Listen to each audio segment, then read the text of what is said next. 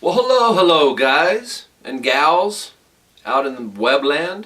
I'm Mike Gross from rockinguitarlessons.com, and this is kind of a tutorial invite to lessons on Skype for guitar, bass, maybe drums eventually. My lovely wife Jolene is teaching vocals on Skype as well. Basically got all the band areas covered, man. So the way it works is there's two different routes that I'm using right now. One is Skype. You would go to skype.com, download it.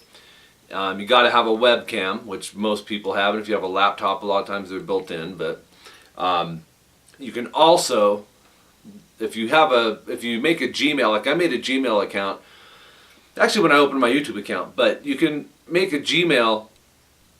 It's free, and that's all you need. And once you do that, you can use what's called Google Hangout, and it's pretty cool, man.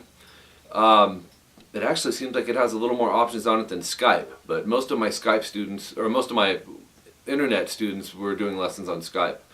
I have a few on Google Hangout. So it comes down to whatever you want.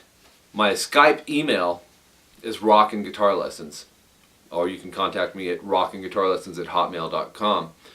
Either way. But the Google, you can actually do kind of a group lesson setting. You can invite more people into it's a hangout. I'm not doing that with any of my existing students, but you can label the room like John's drum lesson with Mike Rose. That's what one of them is. Obviously he's not going to want other people in there. He's like 11 years old, and shy and stuff. So, but anyways, the purpose for the lessons online is something that I wasn't going to do. I didn't plan on it. My subscribers talked to me about it, and my wife kept pushing me to do it. I didn't want to because I'm not really computer savvy. Realized you don't really have to be computer savvy to run a webcam, but that's how not computer savvy I was. Just, it's the unknown, so I just stayed with what I was comfortable, which I still do. I'm teaching in music stores. I've been doing that since 1992, all throughout Southern California, really. And I love it. This is, I've learned as a teacher as I've went. And one of the things that I picked up becoming a teacher, because when I first started, honestly, I'm, believe it or not, I'm pretty laid back, shy guy. And here I am, I've been playing in all these bands and stuff. But naturally, if there's a group of people around, I'm not the one at the center of attention talking. I'm the laid back one, just like, listening to everyone else. Unless you're in my quick, immediate circle of friends, then I could be a nut, But, so when I first started teaching, I was kind of talked into doing it by a lot of my friends. Like, dude, why aren't you teaching, man? You need to be teaching. And I was, I can't read notes, blah, blah, blah. I stumbled across it and was teaching on the side. And then one student turned into two turned into 10 to 5, 5 to 10, 10 to 12. And then I had to make a decision, whether to quit my construction job. Didn't take me long to realize music's what I want to do. I already knew it's what I wanted to do. Didn't know I could make a living doing it. And got into my first store, which was Lear's or Trill Music in Riverside. And then from there I went to Lear's and, getting to talk to some of the older cats that were teaching, and most of them were very cool with me. Just about all of them, actually, as far as the teachers go. But I'd pre-done my lessons, a lot of them, because I thought I'm going to run out of content. Well, that never happened. I would use these handout papers for a while. But one of the great things about doing it is people are all different, man. You're dealing with kids, teens, young adults, seniors, the big spectrum with all these different musical tastes and different styles that they like. And as a teacher, I at a young age, when I first started playing, it was heavy metal that drew me. But within my first year, I was starting to listen to everything because I was like, it was so intriguing to me. Blues and funk and jazz, classical, all of it. I was primarily still a hard rock metal player my first year, but I was branching out, so I didn't know I'd be teaching someday. Well, to me, the best way to be as a teacher is an appreciator of all styles of music. Country, metal, everything. everything. So as I was teaching, you learn to adjust with super shy people that won't say a word, and it takes 4 to 8 weeks for them to say more than 3 words. All these different obstacles came my way, and you get into wanting to teach them what's going to motivate them. Which song, which type of guitar thing. If it's a 7-year-old, I'm not going to try to teach him something from Slayer. It's going to scare the kid. He's going to take off and, Mommy, don't make me go back to that dude. He's mean. You know what I mean? So what I learned to do was adapt to the characteristics of the student. Tailor my lessons to the needs of the student, the styles that they are into. And what I found over 2 decades of doing this, and it didn't take me 2 decades to realize it. I was teaching 6 days a week, at one point almost up to 70 students a week. So you're being approached with all this age group, personalities, styles. I'm teaching all of it. And I found what I think is, if you're looking for a big theory teacher to break down everything and explain it all, I'm going to tell you right now, I'm not that guy. I don't have a degree in music. I didn't go to college and get the degree. Never did. And that's one of the things that I felt weird about when I first started teaching, because I thought you had to have that.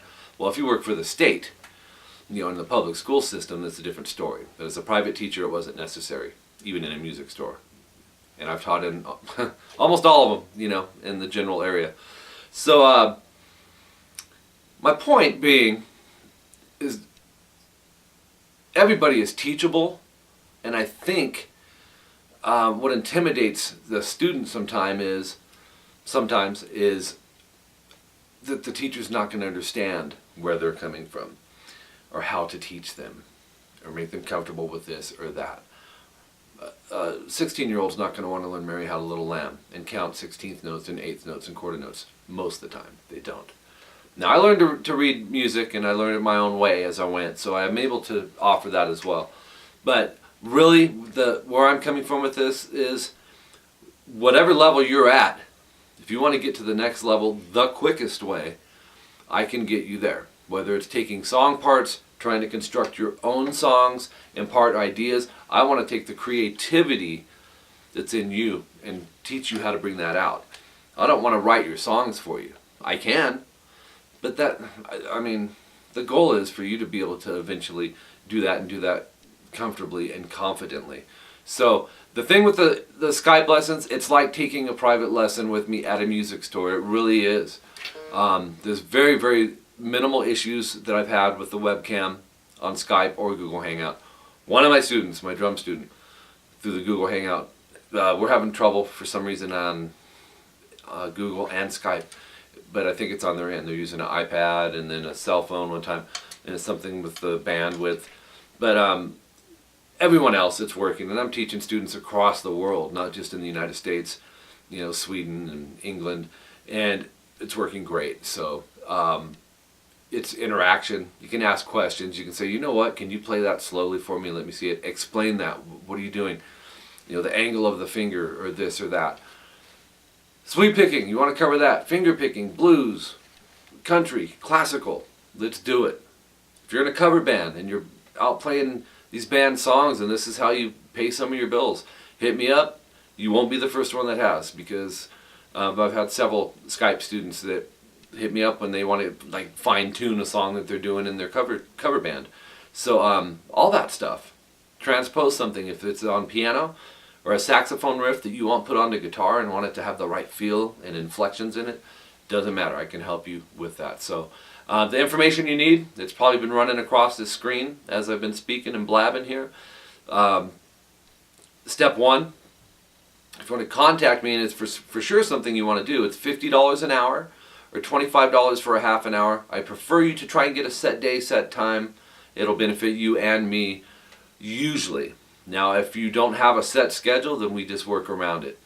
And that's fine too, but you may not, one time you have 1 week, the next week may be filled with someone else. That's the only downside to not having a set schedule.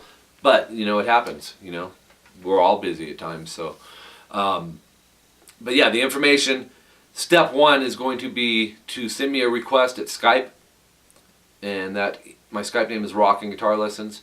I'm getting, quite a few people are adding just for the fun of it, and some people are from other countries, and I don't think they understand the language a whole lot, and they're just like, oh, here's the Skype, and they add me. But I always ask, are you interested in lessons on Skype? Usually, you guys are like, hey, I'm interested in taking lessons, blah blah blah, and what day can we set it up? But sometimes it doesn't say nothing. It just says you have a request from such and such, and I will, ask if you're interested in lessons. If I don't hear nothing back in 10 to 14 days, I just take you off the list because it's too confusing for me. My Skype lessons have really taken off, so it's important to me that everyone on my Skype list is a student of mine. Some of them, their names are really hard to pronounce, so it's hard for me if I just got people that wanted to add me just for the fun of it, because then I start going, is this one of my students? And then you start the emailing back and forth, and before you know it, they don't check their Skype for 2-3 weeks or 4 weeks, and then, oh no, I was just wanted to say hi, or my pinky got cut off at the tip, so is there a way around?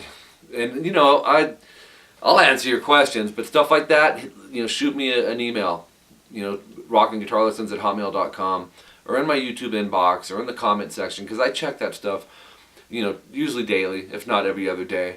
So I do get your messages. I think pretty much all of them, for the most part. And so for the Skype lessons, that's step one.